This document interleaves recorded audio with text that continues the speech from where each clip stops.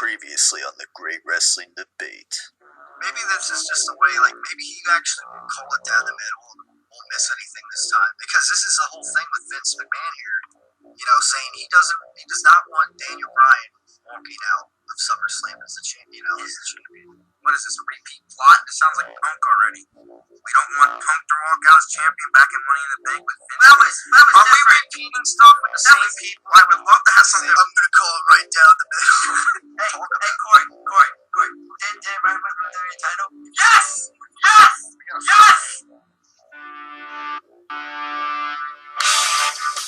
Yep, that was last time on the Great Wrestling Debate. I called it. Triple H did call the match down the middle. Yep. But then... Well, I called it too. But then you also called... There was a screw job. At the end. Yeah. And of course, so yeah, I mean, obviously with the fair referee calling from Triple H, it didn't take away from the match. No. But then, of course, afterwards...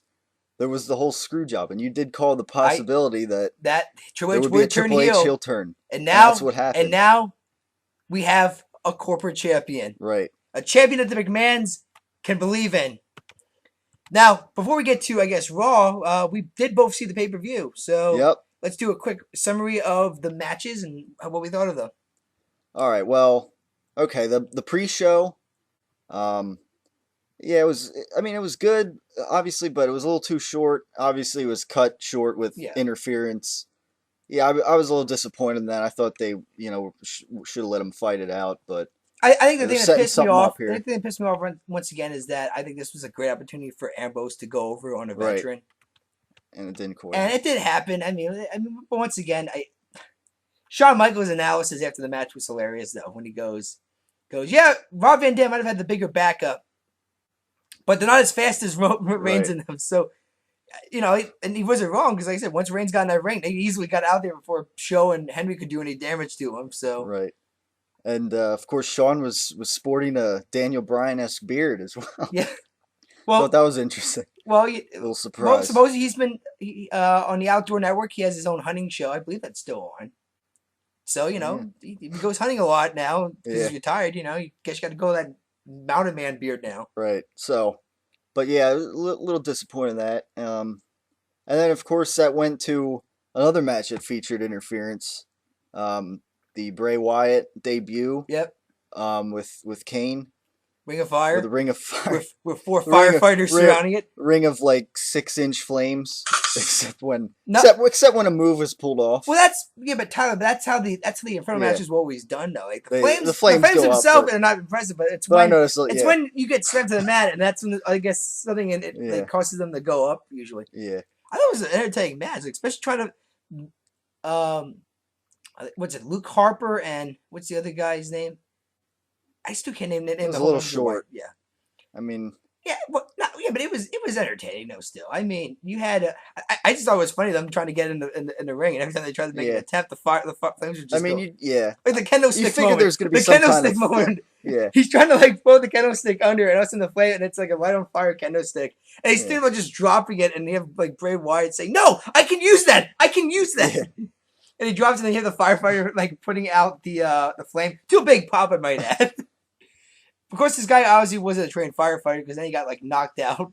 Yeah. So they decided to use the fire extinguisher to put out the flame, and which was able to do. But all of a sudden they're about to climb back in the ring. All of a sudden the flames come back up again. So and then, I don't know, that was pretty entertaining. And then they finally say, "Oh wait, we had this tarp here we could use, and we put it over, and that's gonna." I mean, it looked kind of obvious when it's like guys standing with the tarp, and but yeah, I mean. A lot of people did see that as a disappointment. I noticed when I was reading reviews. It could have been longer, and I mean, if Bray Wyatt probably got more offense in when he faced R-Truth last night on Raw, to be honest. Well, that's. But I mean, now the whole thing here is that they just they carried Kane back and supposedly executed with the steel steps and looked like a guillotine kind of just coming down. And that's storyline wise. I'm looking at this as almost the perfect setup for a Bray Wyatt Undertaker feud down the line. Yeah, I mean they just captured. To me, in reality, Kane. And this is almost coming off almost like kind of ministry like Yeah. The Undertaker's ministry back in 1990. Because that's how it started. Undertaker would kidnap superstars and brainwash them to become part of the ministry. So I'm pretty sure that's where Kane's at. He's somewhere down in the Wyatt family household. In the Wyatt family dungeon or something. Well, it's, you know.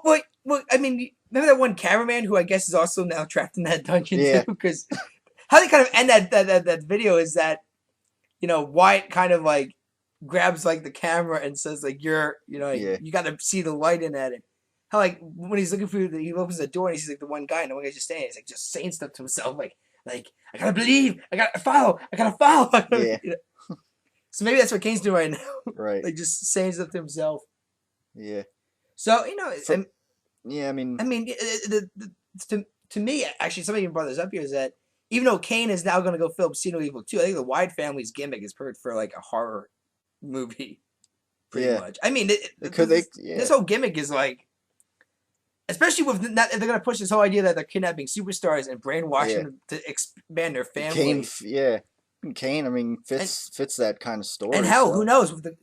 How even back in 1999, the corporation feuded with the ministry at one point. Right. Those were two heel factions, and now we looks like we have a new corporation set up, and maybe a Wyatt versus McMahon feud down the line, maybe for control of the company. Right. But yeah, and then from there, I mean, you had the Cody Rhodes and Damien Sandow. Cody got rid of the mustache though, and it looks 10 times better because of it. Yeah. Who wants a mustache ride? Yeah, there'll be no more of that. Yeah. I tried to watch because they said that's something to do with the JBL Cole show, which I think is kind of makes sense because the last time on the show, because actually I'm now a big fan of that web series. Cody Rhodes beat JBL in a duel. I think it was a water balloon duel. Pretty much what Rhodes did was he stuck it behind like JBL and like put water balloons on him and dumped water on him. And pretty much embarrassed JBL, and the bet was that he got to wear JBL's hat then, pretty much. But the problem was he couldn't take it off. So the whole episode he's gone. These people like saying, "I can't take it off." And like he goes to like Mark. Right. He goes to the Mark. He goes, "You're the most strongest man. You can. I'll take this out." And he goes, "It's." And he looks at Cody and goes, "But it's a hat." He goes, "I know. I can't take it off though." Yeah. He goes, "Why?" "I don't know. Probably because JBL." But yeah. So pretty much he goes back to JBL and he goes, "Hey, I want your hat back." And JBL's like, "Why? You won fair and square." And all JBL did was he just like did like this some like magic touch and the hat just popped off. So I guess it's like a magic hat that only JBL can wear. Yeah.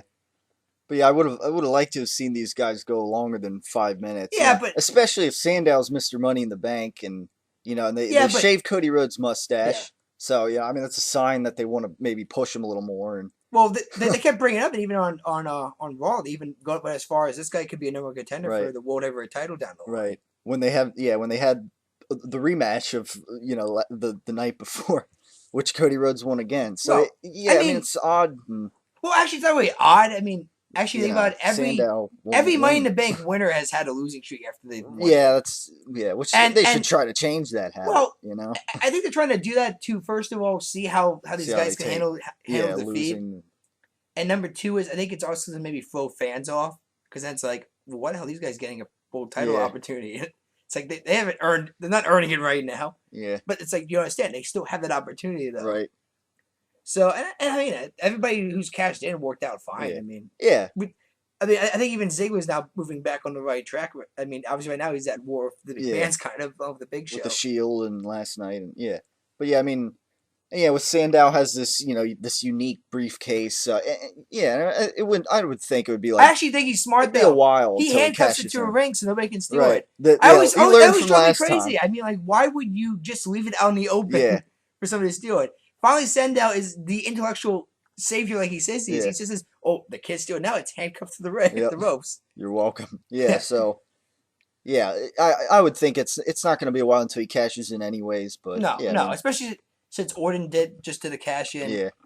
And I mean, hell, like I said, the last cash in happened after WrestleMania, but maybe Sandow will be the first to actually do it at Mania. I always wondered why nobody ever actually did that. Yeah. Because it's your Super Bowl. Why not do it? And who knows? Maybe Sandow will do it down in New Orleans. Yeah. Who knows? At WrestleMania XXX. Yeah. Triple X. Triple X. Yeah, and Why do I feel like there's going to be a pornography of Yeah. based on that WrestleMania down the line? But yeah, like I said, I wish they gave these guys more time, and maybe sacrifice some of the vignettes that they show us of other stuff that we've already seen. Yeah. But it is what it is. Yeah. From there, I guess that led to the World Heavyweight Championship match after that? Yeah. Christian Del Rio. Again, it was a little shorter than for a World Heavyweight Championship match. Unfortunately, again, I thought it was a great story though. It was good. It was a good match while it lasted. But yeah, again, it's still the World Heavyweight Championship now. It does not feel on the par it used and now to feel. Del Rio's messed up black eye, which Yeah. we clearly even saw it wrong. Jerry Lawler was pointing out, his face looks like a hamburger meat or something. And of course the story I'm sure you heard about. Yeah. It was Del Rio was apparently assaulted at a bar next to the hotel. And Drew McIntyre saved his life. Apparently came to the rescue there, and so apparently interesting. The report is that there were two black guys who were talking down Del Rio, and of course Del Rio wasn't gonna take this shit much longer, pretty much, and he got involved. But 2-on-1's not a fair number, so he came Drew, and he pretty much, I would say, beat the shit out of the guys, but he did break up the fight pretty much. Yeah. And of course those two guys got kicked out, and they pretty much took Del Rio back. And they took Del Rio back pretty much to the hospital. I mean, not the hospital, but the hotel. And suppose he kept trying to cover up the black eye. Yeah. Suppose he had two black eyes. Yeah, you could see. I mean, so it happens. I mean, hell, one time, suppose I don't know if you heard this story. Shawn Michaels got beat up by I think 5 Marines one time at a bar. Oh, yeah. And it was because he was drunk and he was hitting on two. And supposedly the Davey Boy Smith and it might have been Jim Neidhart tried to come in and break it up, and they also got their asses kicked because they said it's 5 Marines. Yeah. Against 3 wrestlers. I'm taking the Marines in that one. Yeah. And then after the World Heavyweight Championship match, that went to the first main event. No. We had the Divas match then. Was it before that? Yeah. I did. See, it was forgettable. So. I went to the bathroom, came back, Natalya won. That's all I remember that match. Which I think we predicted that. Yeah. It's like a sideshow for Total Divas, basically. It's like, this is going on Total Divas. Let's tie that into the the pay-per-view SummerSlam. So, what do you expect? But then that led us to the first main event. The first main event, which many are saying a match of the year candidate, if not the match of the year. Right now, the match of the year. It was good. It was good brawling and all around the ring. Great spots. The storytelling was amazing. Yeah, Brock Lesnar selling the submission holds and the pinfall, the near falls. Well, that's the thing. I mean, hell, he did a Kimura and then Punk pulled a triangle choke on him, and I knew it was gonna happen eventually. I'm like, man, is this a UFC match I'm watching now? Yeah, or like an MMA match, because now they're just throwing submissions out of actual submission holds. Yeah. Paul Heyman getting that's my only slight criticism. That Paul Heyman got involved. They made it. Punk weeks ago said about how. Brock Lesnar always needs Paul Heyman's help to win matches. Yeah. And then here they make it no disqualification. It's like, obviously Paul Heyman's going to... But for me, you had to throw that in there because, to me, like I said, they had to, I think, throw in that whole idea of Punk trying to get his hand on Heyman. And if you do a normal match, then, DQ. Yeah. So, for me... Unless, the ref was down, and while he was down, and, Yeah, but I mean, and not to mention, if it wasn't... I think no DQ made it 10 times better. Some of the shots Punk took in that match. Yeah, that's true. Especially towards the end. Brock bent a chair for crying out loud. The power bomb, the 2 power bombs that Punk. Yeah. The first one was nasty. And then the second one was from one corner and then runs. And that looked like it came off vintage Lesnar too. That was.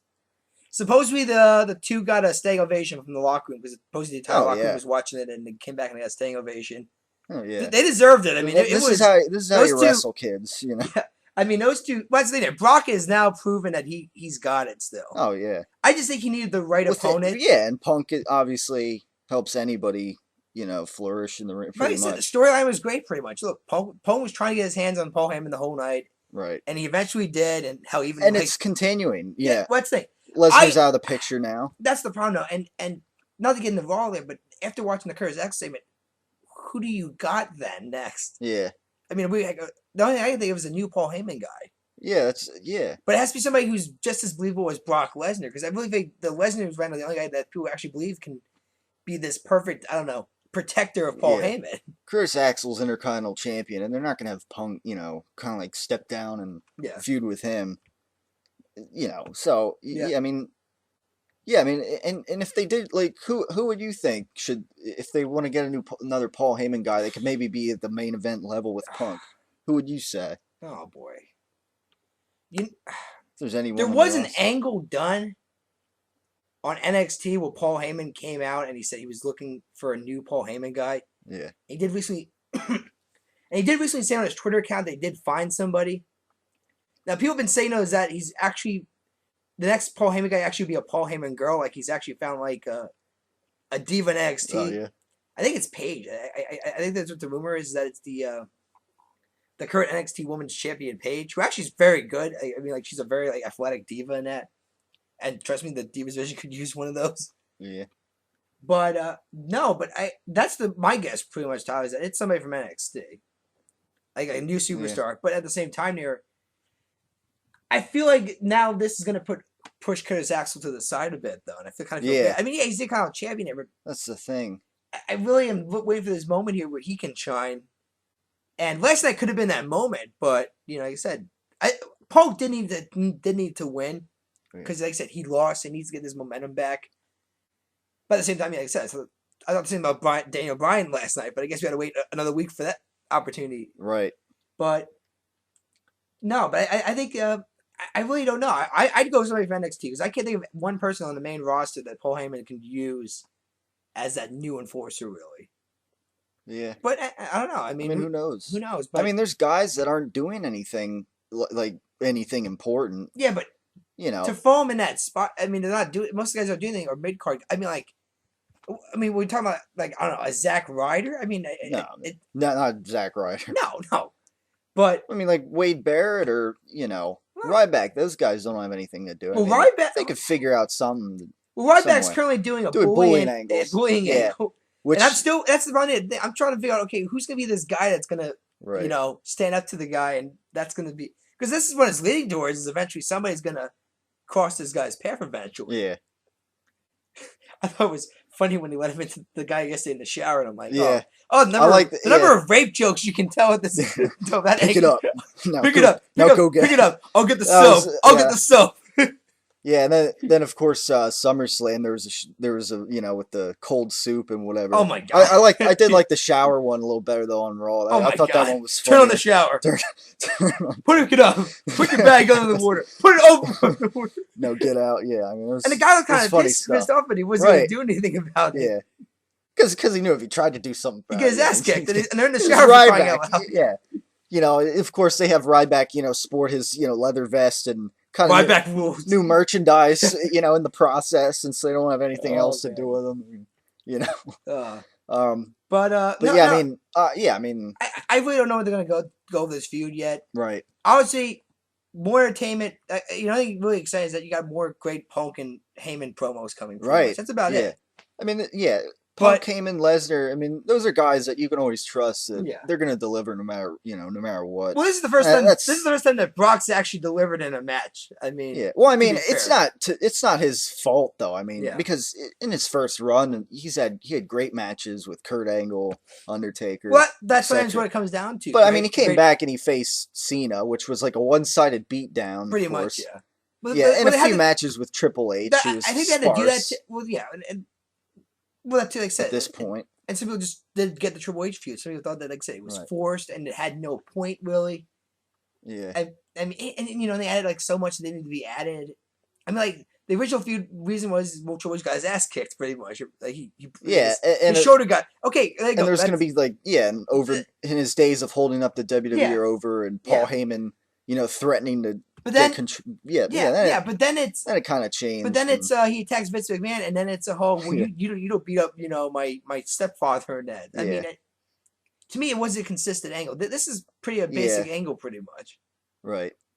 You know, Heyman screwed Punk. Punk wants payback, but he has to go through Lesnar to get Right. the Heyman, and he couldn't go through Lesnar to get the Heyman. Now, yeah. That being said, though, and you know, and even Punk like showed signs that like hope this is. I mean, they even announced that Lesnar took a massive beating from Punk, pretty much. So Yeah. I mean, I think both guys looked strong coming out of it. Oh yeah. But no, I mean, it was definitely like I said, match of the year candidate. And I'm going to declare it's already match of the year. I don't think there's going to be a match on the card going forward. Yeah. That, I mean, I know we have a very long Randy Orton and Daniel Bryan feud coming up. Perhaps there's that blasted phone again. Oh God, that happened last week. Yeah, but anyways, yeah. Here I'll just pause it. But yeah, anyways, Yeah. I mean, the that would definitely be match of the year, and then Yeah. another punk match, Punk and Undertaker is definitely a match of the year candidate too. I don't know what you. I at this moment, Punk Lesnar's got that beat. It's hard. Yeah, I mean, I'm taking that over. Wasn't quite as long, but just the no disqualification and the both ends of it. Yeah, but yeah. I don't know. I just feel like there was more emotion in a Punk Lesnar one. Yeah, right. Because the emotion there was great. Right. That whole Punk's determination to not get, but also to because they did a great job like selling that in the first opening minutes of the match. Like that Punk, how's he going to beat Lesnar? He's got he's smaller than him.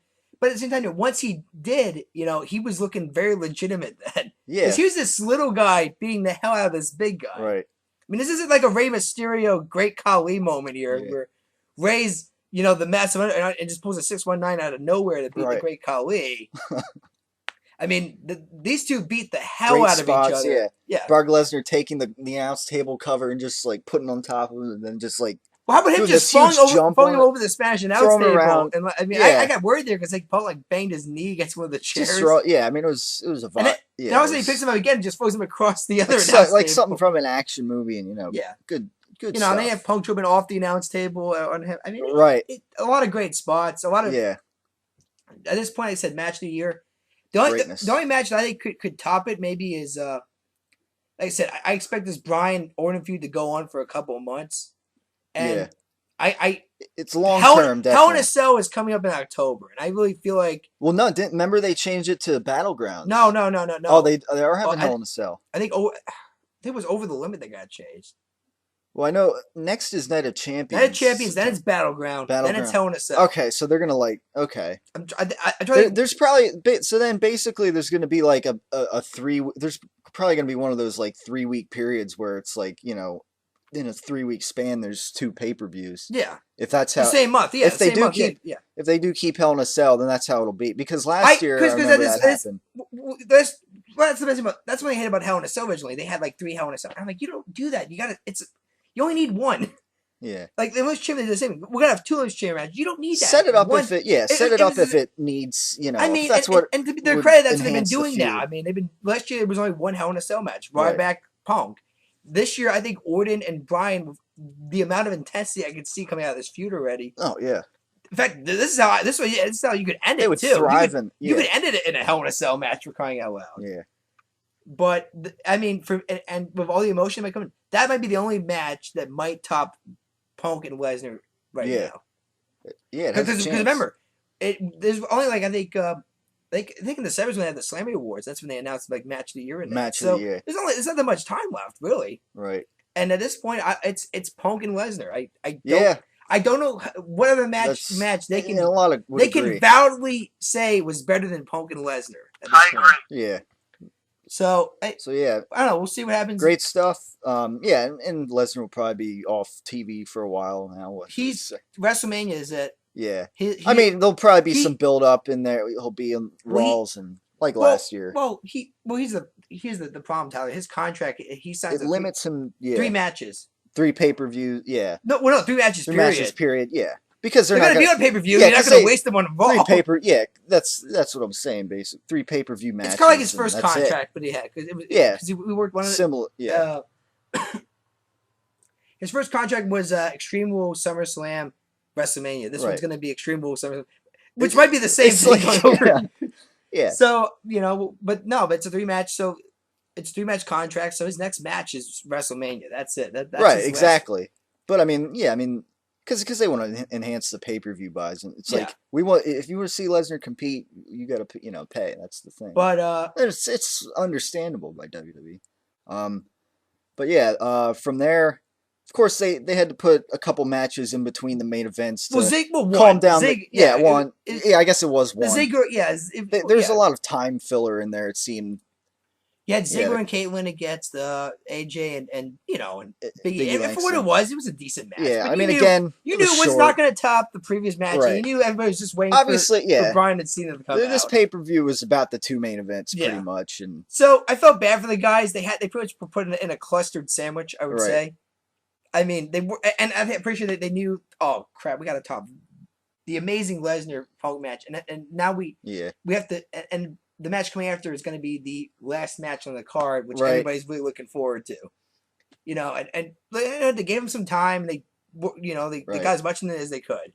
And hey, Dolph Ziggler wins, so he's back on his winning ways. Right, which we all called. And yeah, I mean, maybe it fosters a Caitlyn thing with him. I don't know. We'll wait and see. I don't know. I didn't see any connections. Yeah, you didn't see it. Not yet. I saw Caitlyn spear the hell out of AJ on him. We'll see. Yeah, I mean, I give AJ credit there. She can, because she's so small. She always takes a bump, a pretty nasty bump. Yeah. So. And she hasn't hurt herself yet. Yeah. So. Saw that coming. So now the main event. The second Triple H came out, which I thought I was getting worried. So I'm like, oh god, the long ass Triple H entrance. So he came out. He came out to Motorhead's "The King of Kings." King of Kings. Not the game song, which I think is also done by Motorhead.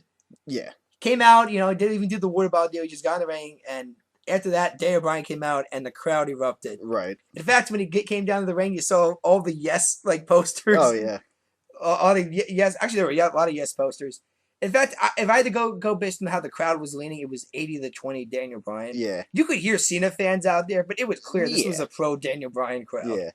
Yeah, none of that 50-50 stuff like they tried to claim at WrestleMania 29 with The Rock and Cena. No. I mean, hell, Michael Cole even this time they acknowledged it. This is a pro Daniel Bryan crowd. Yeah, that's the problem. And it has you might hear Cena fans out there. Exactly. But this is clearly a Daniel Bryan crowd. Yeah, which is good. Heading in the future now that Cena's injured, obviously. I mean, my God, the match was it wasn't as good as Punk Lesnar. Right. A lot of submissions, which with Daniel Bryan's style made it interesting. Well, even the chain wrestling was pretty. Yeah. I mean, Cena. I mean, Punk. I remember when Bryan was pretty much daring Cena to chain wrestle, and there was a whole lot of you can't wrestle, and Cena's just like, well, I'm going to chain wrestle this guy. And there's a sweet spot where Bryan is on a bridge, kind of he's down, and pretty much, and he has his knees up, and Punk and all Cena's just trying to land on his knees, hoping that would force him down, and Bryan's just still in a bridge, and Cena's even shocked, I'm a bigger guy here. Why is this not working? Yeah. But no, I think the sweetest spot was when Bryan did a suplex, but he had his legs hung onto the rope, so he was kind of upside down. Right. And he just got up and went straight into I think he did a diving headbutt after that. Yeah. I thought that was a pretty sweet spot. Yeah. I mean, definitely good stuff here. When he locked in the Cena's STF, but he looked more vicious because he actually was able to yank back on Cena's you actually see Bryan's a smaller guy too, so it works. So as much I mean the problem with Cena is that he has so much muscle they can't crank back. Well, a lot of times when you see him do it, it's like he doesn't even really have it cinched in. No, exactly. But there were times when Bryan was cinching in, and you see it's squeezing against Cena's nose, and he's looks like his face is getting red. Yeah, probably because he can't technically breathe at the moment. Yeah, but. We even when they had I think one time Cena had him in an STF, but Bryan and one of the smoothest, quickest reversals ever. Somehow reversed it into a yes lock pretty much. But I think the finish surprised people though. Not that it was a clean pin, but the fact that it was his high knee, which might be his new finish. Which I think Cena. There was one guy in the front row who was going 1, 2, and was about to stop, and all of a sudden he gets 3 out, and he goes, really? Oh, yeah. That's how it ends? Yeah. I mean, if Bryan's getting a new finisher, which is fine because submission hold doesn't work all the time in that, and I think his only other finisher is the diving headbutt. Yeah, which maybe can be I just mean, and considered the high knee a looked.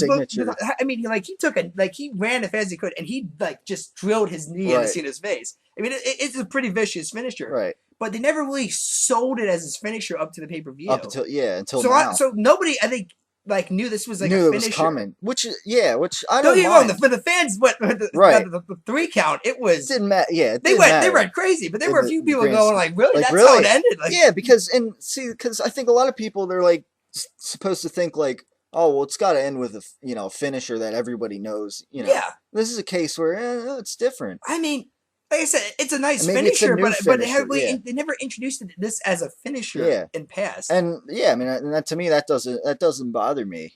I mean, it looks brutal, and exactly. So, and they could have easily hyped it up as Brian threw a new move that Cena didn't see coming. Right. Yeah. Like that's how he beat the guy. He outsmarted him. He outmaneuvered him. He thought of a move that is so vicious. I mean, because let's face it, the way he did it. I mean, hell, even the way Cena sold it, it looked like he was he runs over and he elevates his knee and he knees him right in his forehead, pretty much. Right. But and I was just impressed that it was a clean finish. Yeah, he didn't tap out, but that's I mean they could say that maybe for another day as far as Cena tapping out. Well, that's the thing too. There, clean. I mean, if it's gonna be a clean finish and Brian's gonna have to win, and I kind of knew Brian was gonna win because of the whole elbow deal. Yeah, I mean, for a couple weeks now, you've seen what appeared to be a baseball inside. Oh, Cena did a great job even showing it. Later, I mean, like this is a normal elbow, and he's using this when he showed it, ball exactly. It looked like it looked like the size of a baseball. I mean, it was clear Cena was going to need surgery down the line. So clearly, Brian was going to win this match. Yeah, and and I was hearing rumors too that Cena has an injury, and you look at the elbow and you think, oh well, now you can definitely see some truth to that. And you had to think that Cena was going to win or lose. Yeah, and the question was always how, because like I said, this guy never lost. Right. This is the first time as a face of the company he's ever lost clean.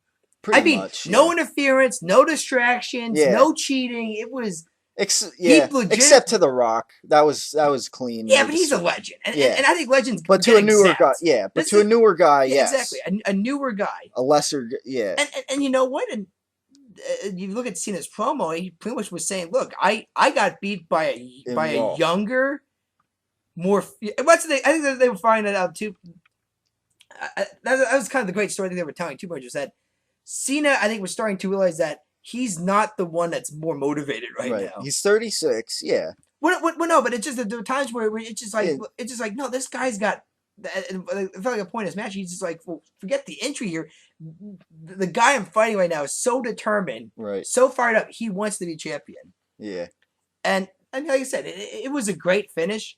I kind of was waiting for the Randy Orton theme to come out, though. To their credit, though, they did a great job. They did, yeah. I mean, hell, confetti was coming. They had confetti coming down. Cena, Brian actually got down like on his knees and like said like thanks mom and dad on the I mean like he really was treating it like this was the biggest match of his career. Probably because it was. Yeah, I mean he just beat the top dog in the company. Right. Legitimately beat him. For the WWE Championship and not the lesser World Heavyweight Championship. That's the thing too, and I think we're talking legitimately beat here. I mean, obviously it's less embarrassing to get pinned than tap out because when you tap out, you're giving up. Right. So they didn't give up there. He just got beat. Yeah. Like somebody just physically beat the man to the point where he couldn't get up for a 3 count. Yeah. And actually the way he did it kind of was almost like I felt like Hulk Hogan, Ultimate Warrior-ish. Because when Hogan first lost to Warrior at WrestleMania 6, he kind of like had like a pissed off look like somebody thought, oh man, Hogan might turn heel this moment, which was not gonna happen. Yeah. But like, he like swings Brian around and has like a pissed off look on his face and then all of a sudden, like, shakes his hand and goes, he says something like, probably like, you were the better man. You were the better man. Yeah. Which just makes you think eventually down the line, it's going to be a rematch. Kind of like, you beat me once. Can you do it twice? Obviously not right now. He's not anytime soon. But, no, but I mean, the graffiti. But I knew, like, as soon as Triple H was still in that ring, I knew, oh, something's going to happen. Because why is the ref still in the ring after all this time? Cena left the ring. Why is the referee still in the ring? Yeah. And then you hear Randy Orton's name, and the way they do it, I thought was great. Like Orton slowly walking, he's not running. He's not running. Daniel Bryan's up. Yeah, but yeah. And it looks like he's about to walk off, but then I see Troy slowly walking towards Bryan. I'm like, oh, I know what's coming. And all of a sudden, a pedigree. Orton walks in, he gives it, and Triple H was like gladly to accept it, ring the bell. I'm going to call it right down the middle. Yeah. And Triple H just screwed Daniel Bryan. The heel turn. Yeah. Yep. A double heel turn. Orton turned heel. Orton as well. And Triple H turned heel. Obviously. So it was a double heel turn. Yeah, which was what? How do you feel about with Bryan now having that big moment? Quickly taken away.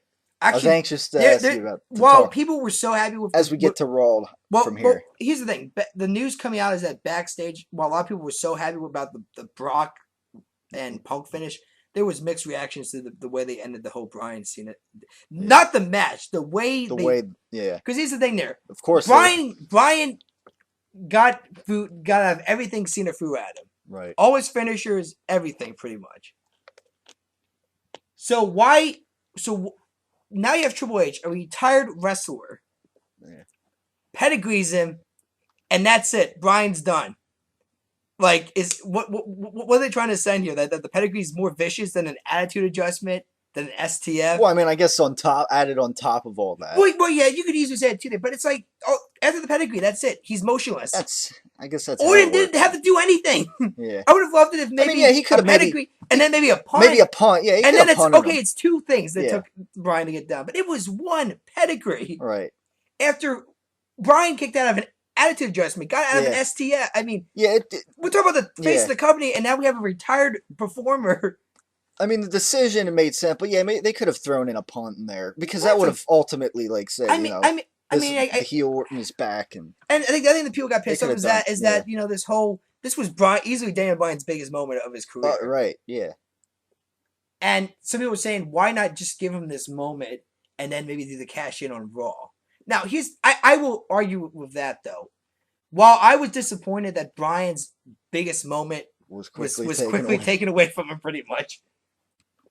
I mean, to me though, that's what made this angle so much better. This is how you get sympathy towards Bryan now, because I mean, the man thanked his parents for crying out loud, which always made me say, you can't cash it in at this moment. He just thanked his parents on live television. I mean, but at the same time, this is your second biggest pay-per-view. And this is easily going to be your biggest angle heading into WrestleMania, the whole McMahon battle and that. Yeah. So you had to unleash it at SummerSlam. Probably the sooner they did it, which they did it as ASAP, the more it's just going to fuel the Bryan fan base. Well, that's what I'm saying there too. And I guess we can now move into Raw. Cena's promo pretty much was, look, this is no longer for the next 4 or 6 months. It's not my show. This is the Daniel Bryan show. This is the legitimate face of the company now. For now, yeah. For the least baby face, whatever you want. Well, he is. I mean, because think about it. In the main story, Orton turned heel. He's gone. Well, they needed somebody to turn heel. Because even if Bryan was WWE champion and Cena was going away, there were not really any other heels that they could have gone with. Yeah, I mean, and like I said, Punk's busy with Heyman still. So Bryan is now the legitimate babyface main eventer right now. Now, for me, how long will it last?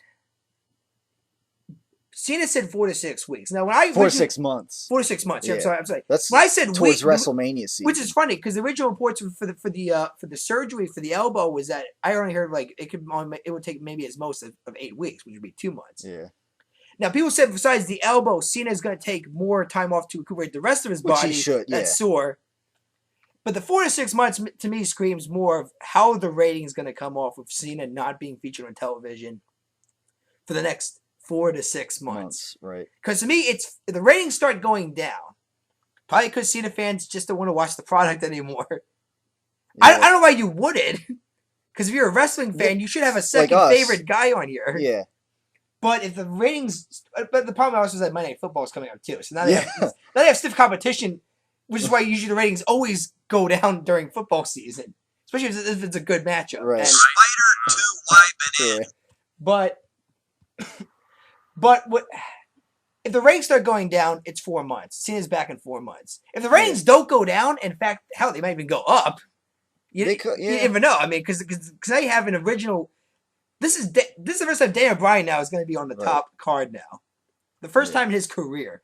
And actually, this is the first time that it's not somebody whose name is not Randy Orton, John Cena, CM Punk. I mean, this is a new face of the top. New baby face, yeah. So if the ratings go up, what do you do as a company now? Do you actually Hell, merchandise also. Merchandise Right. goes up. I mean, like there's so many questions now. This is the first time that I think WWE is Yeah. actually starting to acknowledge, okay, Cena's not going to be around.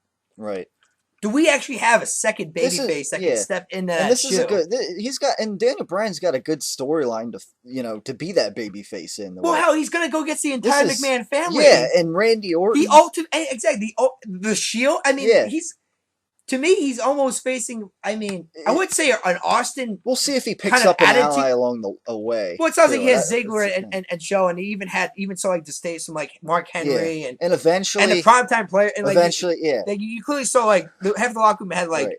the states, but you saw like I think it was funny. The two guys who were clapping the whole time were Teddy Long Right. and Brad Max, the two corporate Yeah. other kind of like leaders in that. So I mean, clearly it's going to probably be a divided locker room. Right. But again, the next question is, will Vince McMahon, who's supposed to now, I guess, turn face, because like I said, this whole matchup's going to be that something's going to happen down the line where it's going to be a fight at WrestleMania for control of the WWE, where Triple H takes on a handpicked Vince McMahon wrestler, which has reigned anywhere from a Stone Cold Steve Austin to a Rock to hell, maybe a Daniel Bryan. Yeah. Yeah, I would think eventually him and Triple H are We're going to have a feud. Yeah. Because the thing about it here, Or they'll tie while it into Orton this. stole his belt, Triple H screwed Daniel Bryan. Right. And in fact, you even saw it. Was Bryan gunning for Randy Orton last time involved? No, he was gunning for Triple H. Yeah. He Triple was H staring was right like babying him. Oh, yeah. This is like a This is distraction. why I like Triple H as a heel. This is the prick that everybody hated back in the day. I actually have some of the Triple H promo ready to play a little later. Yeah, I mean, once like, to oh, that. come on. I mean, that's the dickish Triple H heel we've been waiting for. I mean, it's funny. It's been 7 years since that man's been a heel. And he easily is a better heel than a face. So, yeah. But, I mean, like I said, starting Raw, Cena pretty much acknowledged to the fans, I'm not going to be here on television for the next 4 to 6 months. Yeah. And he bumped the elbow injury, he said why, but he even said, like, look, I am not making an excuse. I lost to a better man that night. Yeah. And like I said, the way he pretty much handed him the mic and pretty much said, go, this is your show now. For the next 4 months, this is your show. Yeah. This is your opportunity to finally show people that you are a main event performer. Right. So, to me, I think it was more of, this is it. This is Cena's challenge to, maybe not just Dan Bryan, to the rest of the locker room. Okay, Yeah. Who wants my spot? Everyone Who is more up. hungry to want my spot? Yeah, this is it. For fans that have been complaining about too much Cena in it, in fact, that's why I think a lot of fans were going, yes, yes, yes, because there's some Cena haters finally saying, finally, a Raw without John Cena being featured. Or months of Raw. Without John Cena being featured. But at the same time here, this is it. This is the current locker room's chance to try to, and hell, even the company's chance to, okay, who is the next big guy coming out? Yeah. Who is the next guy that could... Big guys in general. Yeah, I mean... Obviously, Daniel Bryan is a front runner in that respect. Obviously, right now, CM Punk's gonna, is always good. Whether, but I think after this segment, Punk's the number 2 babyface. Right. Now. Yeah. But for right now, the number 1 babyface in the company is Daniel Bryan. It was clear that that's where they're going with. Which is important. So sometimes this is it. to push This is him as Bryan's number challenge here. Yeah. Can he handle being the number 1, the head of the company now, pretty much? Yeah. For the next 4 or 6 months. Because, like I said, if the ratings start tanking, trying to get somebody. Guess who's going to get the blame, Tyler? Daniel Bryan. Daniel Bryan. Because clearly then the majority of the fans, maybe not even the majority, but a number of fans just are not going to watch the product because they don't believe this guy is a. But which to me is silly because personally I'm a little more interested in Raw going forward. Yeah. Even with with football coming up, Although I'm still not going to watch during Eagles Redskins game. Yeah. I'm sorry. I'm an Eagles fan. Yeah. Week one. Yeah, that's gonna be tough. Wrong. I'm gonna. But I'll flip through the channels. Don't get me wrong. To the highlights. Keep in mind here, if the Redskins go up, I don't know, 40-0 at halftime, then I'm clearly watching Raw last night because clearly I'm going, well, our season's done. It's over. It's the first week and it's over. But. And don't get me wrong, I'll still be contempt now because I'm like, man, what the hell am I missing on Raw now? Yeah. I mean, because now after watching tonight's segment, I'm like, okay, well, Daniel Bryan didn't get. But at the same time, I think they had to put over Triple H as a heel now. Right. Because there still are some fans that might have cheered maybe a Triple H. Yeah. Because maybe, I don't know, they still don't believe the guy's a heel. Right. So they had to put over but they had to also put over, okay, who else is helping him out? It's not just Randy Orton. Yeah. He has the Shield now as this. I would say almost like protection for Randy Orton, pretty much. Which I think is great for the Shield. Now the Shield Right. is now thrown in this heel In the mix now. But I don't know. We'll see down the line. But like I said, when I hear 4 to 6 months, I'm really thinking, okay, if the ratings go down, it's 4 months. Yeah. If they go up, if they're going up 6 months, and he'll be back in time for Mania. Yeah. Forever he's gonna do it. And that's like it's pretty much gonna be Mania season, but he could be back by the Rumble too. So like I said, for the casual fans, this is your chance to, like, really, with Daniel Bryan going to be like the front man here as far as baby faces go. Yeah. For a change to have somebody new be that number one baby face over John Cena. And I think, everyone should be encouraged to watch Raw. Because it would be silly if, because of ratings going down, then they'd have to pull the plug on Daniel Bryan being, a top baby face. I mean, but this should be refreshing and good for the in the long and it's something new. Right. It's something new. So, But I don't know. We'll see what happens there. But I mean, what else do you want to talk about on Raw? Pretty much, because pretty much I mean, the opening segment was good. Obviously, with Daniel Bryan. I think it's funny that it's kind of funny. This is almost like how the whole McMahon Austin thing was, and that if you ever watch those old promos that Vince told, he was pretty much come off as a babyface. I'm doing this for you people. Yeah. You don't deserve Stone Cold Steve Austin, right. And that's kind of how it is here. But to me, Daniel Bryan's more of a almost like a Mick Foley kind of. Because with Mick Foley because the way they kind of did it was that when Mick Foley turned babyface, he was originally set up by Vince McMahon to be the new corporate champion, pretty much. Yeah. Of course, eventually went to The Rock, which I think is one of the best double turns I ever saw in the history of the business, pretty much. Because you took easily what was the second most popular babyface and you turned him heel, and you made one of the most hated heels, one of the best baby faces in the company. Right. But the whole idea was pretty much that. It was looks. Like Vince even said, do you really think I'm going to have this guy, Mick Foley, be the face of the company? Yeah. No, The Rock looks better. He looks more like a movie star, which is kind of true. He is a legitimate movie star now. I mean, so to me, that's what it feels like now. Now they had Stephanie McMahon do that in the opening segment. Well, yeah, even acknowledging, look, you just don't look like a face of the company, right? Which Vince did earlier a couple weeks ago. I mean, you just don't look like a superstar, right?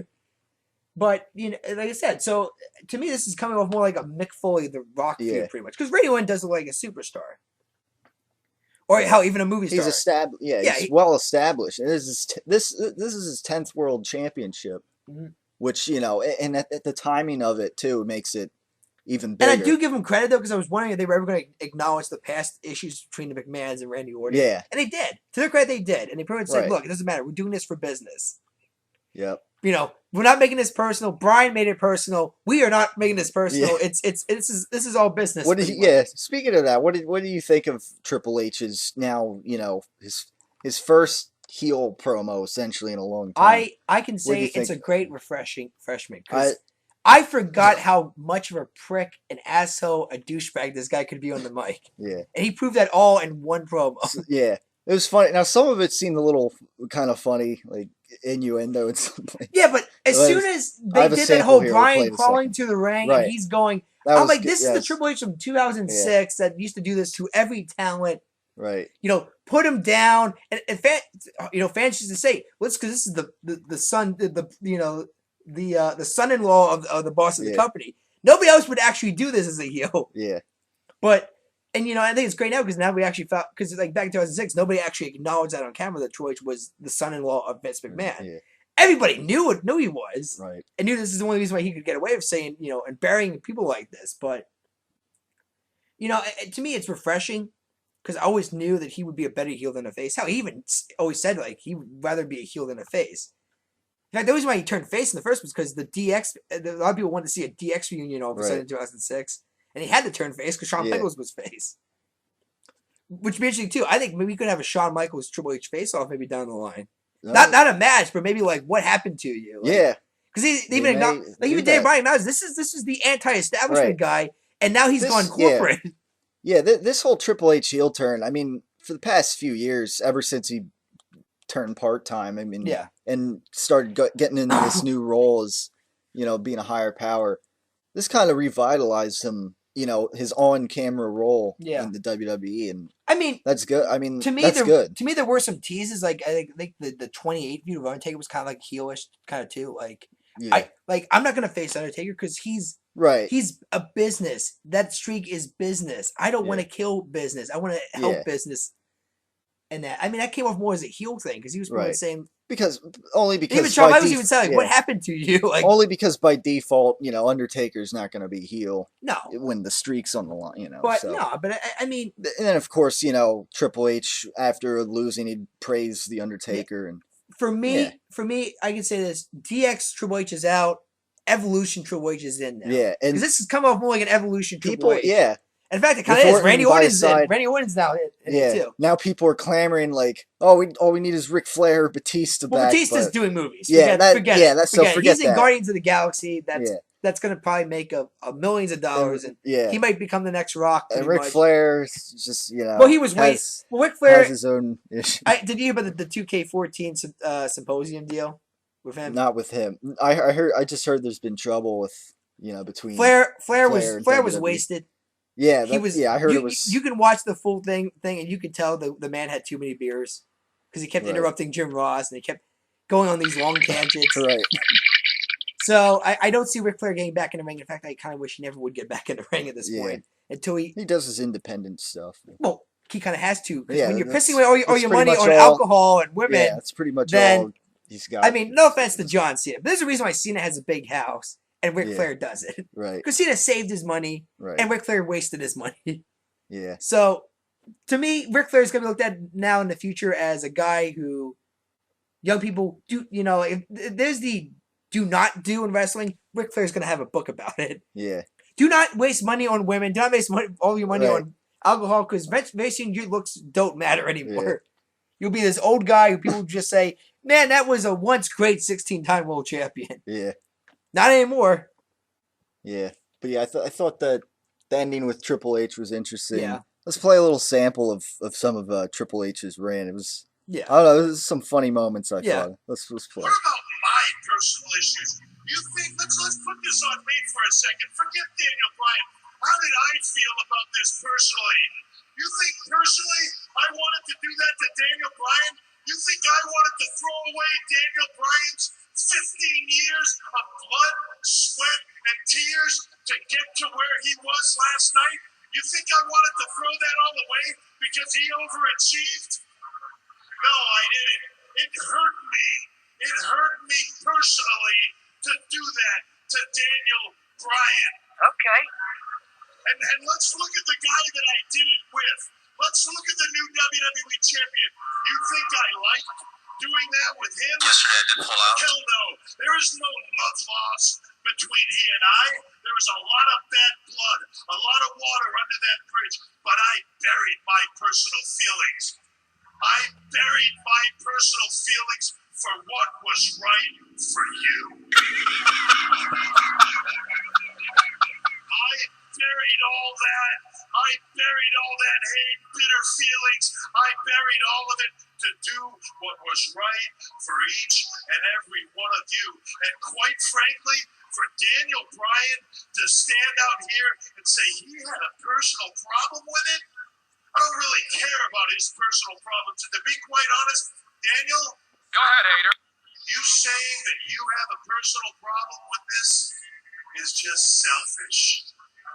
Plain and simple selfish, Daniel. All right, so I mean, I mean, obviously a clear change in tone here with Triple H. Definitely. Yeah, so, but yeah, I mean, it was pretty good stuff, and I mean, like I said, now it's all on the shoulders of Daniel Bryan now, right? And like I said, and now I'm curious how can he get revenge now, right? Because now he has to take on the entire McMahon family, the Shield, right, and Randy Orton. To me, I see a lot of maybe comedy moments maybe happening. Yeah. Maybe, I don't know, let's say driving a mustard truck over a car maybe. Yeah. Or, I mean, like, maybe something maybe Austin used to do, or how even Foley used to do at one point. Yeah. Point, like, just F with them up so bad. But yeah, after that segment, that closing segment too, it should only make you want to watch it more. Like, we would see Daniel Bryan get revenge Yeah, now. exactly. And It's that's what I it's felt like perfect. It here. was perfect. I thought this would be his moment because when I first heard that Bryan was back in the building, I thought, okay, this is it. He's gonna sneak attack, or he's gonna Right. do something to clear away here. Yeah. But that didn't happen. So I mean, what can you? Yeah. I mean, I'm now trying to think about, okay, how can you get this payback now? Because you Yeah. wanted to get this payback so bad. It should definitely keep people watching. I think. Because you got to get the sympathy somewhere in there. But no, to me, I think this was more about establishing Triple H is a heel, Randy Orton's a heel, and this Right. is now they have The this McMahon massive family. they have like this massive corporate faction pretty much Yeah. now. And everyone like lining up on the stage, having them there. I thought that was nice. Yeah, Because the last time they did that, yeah. Daniel Bryan was picked to face Cena for the WWE Championship. well, Now here they have it, and he gets Well, not beat only up that, in front of it. it was a coronation, so obviously they Right. came out there. They wanted that too. They had Yeah. to, you have to respect the new This WWE is the- champion. yeah. And more importantly, this is also done to pretty much say, okay, you saw what we did to two outspoken superstars tonight. Right. That could be you in the future, Yeah. pretty much. The Iron Fist kind of thing will pretty Yeah. much. And I always and I like even Brad Maddox's excuses pretty much here. It's like, well, I thought this was America. Like we had First Amendment rights. But I was Right. like, yes, we do. We support those here. Which is why you'll be wrestling in a 3-on-1 handicap match tonight. Right. It's like, we're not telling you can't speak. We're just telling you, okay, you say something bad. Right. Bad things will happen to you. Yeah. So, I mean, like I said, that's pretty much what the whole Raw was around tonight. Right. I mean, yeah, you had Paul Heyman and Punk, but the whole thing was pretty much, here's this new, reign of the McMahon family, pretty much. Yeah. Like I mean, there's no more anarchy. In fact, I think even Brad Maddox, even though the GM is now pretty much second Side. Yeah. yeah, side, because he's already in fact, if anything, I think he's like the new Pat Patterson, Gerald Briscoe. He's a new stooge, pretty much. Yeah. He's a kiss ass, pretty much. Right. Whatever, the McMahon's pretty much tell him to do, he's gonna do it. Yeah. But so I mean, like I said, it's gonna be an interesting next few months. Right. I expect this feud to go on at least until Hell in a Cell. Yeah. Hell, maybe even Survivor Series, and hell, maybe even WrestleMania. Like I said, we do not know who Vince McMahon's handpicked opponent is, and I see at least, even though I see it's going to be Cena and Bryan. I mean Orton and Bryan for a while. I almost said Cena. Cena's gone for a couple months, but even though it's going to be Bryan and Orton for a while, there's going to be a Bryan Triple H feud down the line eventually. Right. Because at the end of the day, that's who screwed Daniel Bryan. Yeah. Now, like I said, will Bryan eventually win the title back? You hope that's the goal eventually.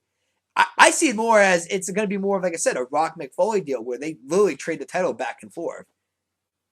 I mean, that's pretty much how the McFoley Rock thing went. I mean, like Rock would win a match, but then Mick would win a match, he'd be the champion. But then Rock would win the title back, then Mick would win the title back. I mean, and that's what made that feud so great because that was around WrestleMania time. So people were like, well, who's going to face Austin eventually? Yeah. I mean, most people figured it was going to be The Rock because that's Vince McMahon's handpicked opponent, handpicked corporate champion. But there were times when people said, "Oh, it could be Mick Foley." I mean, the man's worked hard. And what a better way to screw up for Vince McMahon and have Mick Foley in Austin. But as Mick Foley said, it had to be The Rock because those two just were meant to face each other. Yeah. So I mean, like I said, it's going to be exciting. I think next few months and right. a little experiment, pretty much. Yeah. We now have a chance to see a new face of the company. Right. And meanwhile, Punk was as intense as ever again, Yeah. They got him in the back pocket and always doing good stuff. What's the Wyatt? To me, that's the three things that came out here pretty much. The Wyatt family, Punk, and Bryan. Everything else was pretty much based. I mean, the Shield had, you had the primetime players, which is the first possible. It looks like I remember just recently I was saying how it seems like they've let go with the tag team division for a while, but around this time last year they did the same thing, and it seems like they're doing that now. They're trying to get the tag team division back. Well, I already know the whole primetime players deal was because of Darren Young's announcement over the weekend. Yeah, coming out of the club. To be fair though, they have to start doing this to the crowd because I'm curious. While this was in Anaheim, California, I'm curious when they start going down south how this is going to come out. I mean, to me, I don't think it matters. He's a mid-carder. Yeah. He's not a main eventer, and he's not using. I mean, come on, was he? Yeah. And last night, was he coming off as a gay character? Right. We're like, no. Let's not. Yeah. No. And he even said this. And he even said in the TMZ interview, he says, "Look, this is not going to change anything. I'm still professional. I'm still a primetime player. You know, it's all about the millions of dollars, millions of dollars. You know." Yeah. Which I think is going to be a great catchphrase. That's kind of I think they can work better as a face because let's face it, people love that millions of dollars. That's how they're going now. So I mean, they're going. To me, it's great. And hell, the guy, like I said, he's a worker. And hell, I mean, seeing even nobody has criticized him in the company. Right. They can, you know, when you're part of a Be a Star campaign, you can't like say no. We, you know, this can't happen here. Yeah. And you know, like I said, it wasn't the guy. To me, it wasn't the guy that did a press conference. It was a TMZ interview. He was waiting for his luggage. Right. And the question came out of nowhere. And he just said, well, "What the hell? I'm going to just say it." Yeah. So you know, to people who are bitching on Twitter about that, you know, get over it. Get over it. Get over it. Yeah. Let's not let it get in the way here of, you know, what's in front of us here. You know, so yeah. I mean, that was good stuff. Mem of the week honors would have to go to a mem I saw. It dealt with Triple H. It was basically the caption was "Damn you, Hunter," and it was like a Photoshop job of Triple H in like a buried alive match with a shovel and Daniel Bryan in this little pit. So I thought that was pretty good, but you know, it's not. It's in reality. I mean, it's not like he's burying the guy. No, it's not. People overdo that with Triple H burying people. To be fair, though, I remember like when Triple H faced CM Punk and he beat CM Punk, and to this day there hasn't been a rematch. Yeah. So that's the one problem I have with a Bryan Triple H feud. The Bryan has to win. Right. He has to win, especially after all the shit he just said to Bryan tonight. Yeah. If Bryan doesn't win, then it's a burial. Yeah. I mean, that's the one thing I hated with the whole Punk deal is that Punk never got that rematch.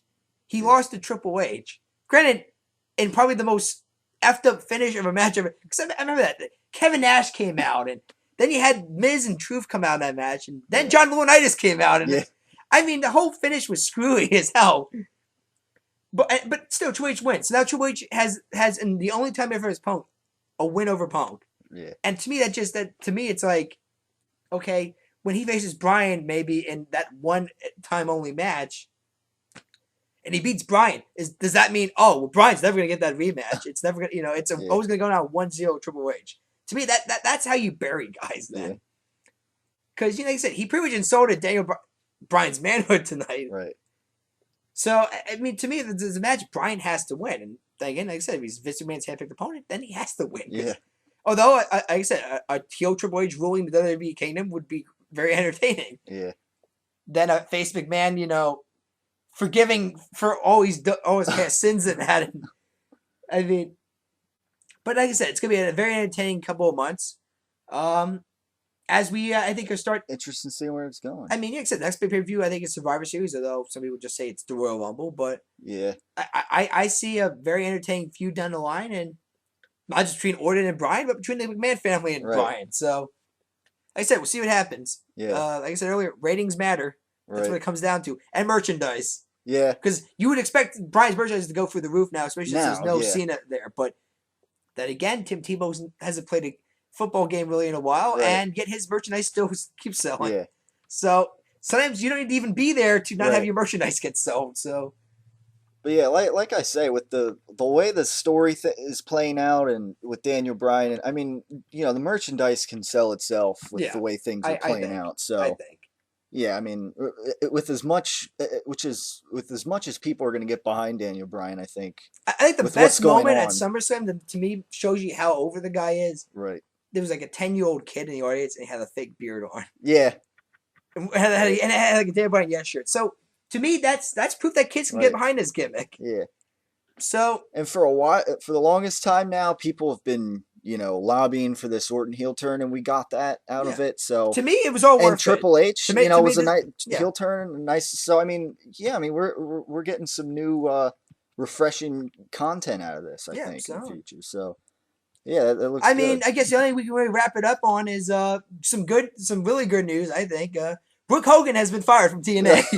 Hallelujah, everybody.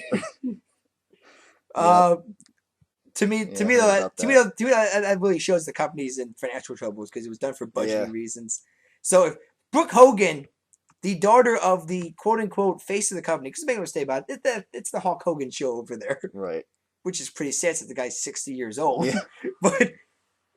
but no. So to me, maybe 2 years down the line, TNA folds probably. Right. I'm giving it 2 years right now, especially with the whole Rampage Tito Ortiz incident. Right.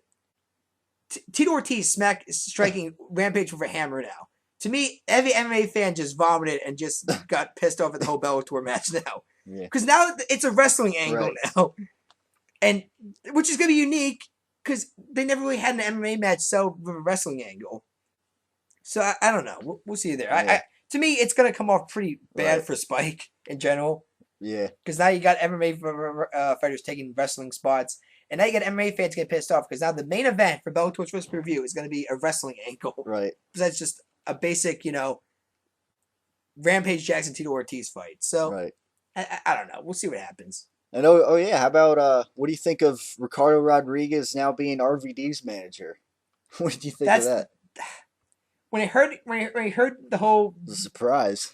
Well, when I heard the whole Latino community thing, like the Latino community is the best thing, I'm thinking, okay, Ricardo's Yeah. going to be a wrestler finally. Because I'm like, Yeah. this guy is a wrestler.